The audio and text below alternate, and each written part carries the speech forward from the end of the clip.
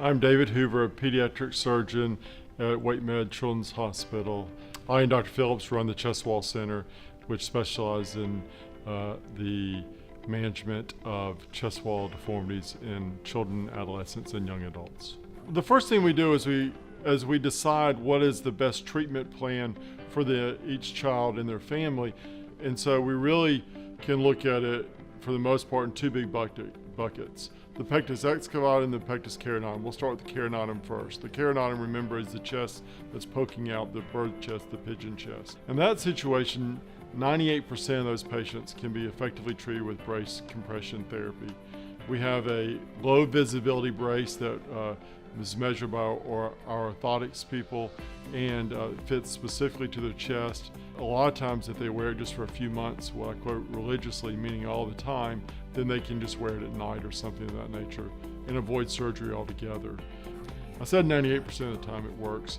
2% of the time, because of the anatomy, because of the age, we do have to operate. And that, in today's world, is still an operation where we go in and remove those abnormal cartilages and realign the sternum in the correct position. It's called the Ravage procedure. It works very well, but we don't have to do them nearly as much as we used to because of the compression therapy. For pectus excavatum, we used to have really just one, which was the Ravage, the open procedure. In the 1990s, Dr. Nuss introduced us to what's called the Nuss procedure, where it's a minimally invasive technique where we're able to place a bar through a few small incisions underneath the sternum to put the sternum in the correct position, and then just like braces work for a few years and you take them off, the bar works in the same way. We've provided scaffolding for the cartilage in the sternum to be in the correct position.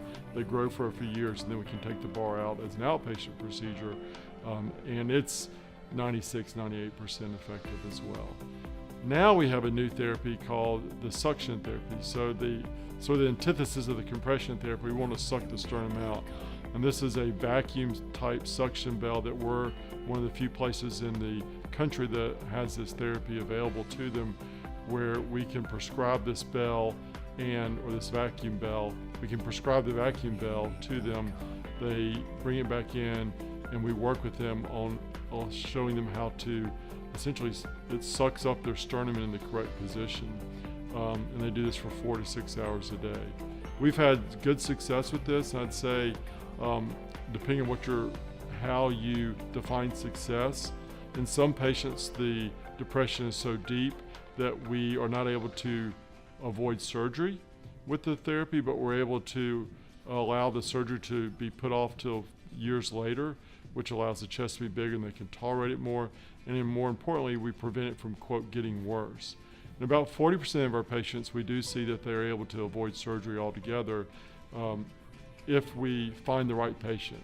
And what I mean by that is we look at this novel therapy. What we've seen is patients that have a chest wall that is mildly or moderately caved in, maybe 1 to 2 centimeters of depression, and they're around 12 to 14, have a much better chance of using the vacuum bell and avoiding surgery as opposed to the 14-year-old who has a really deep chest.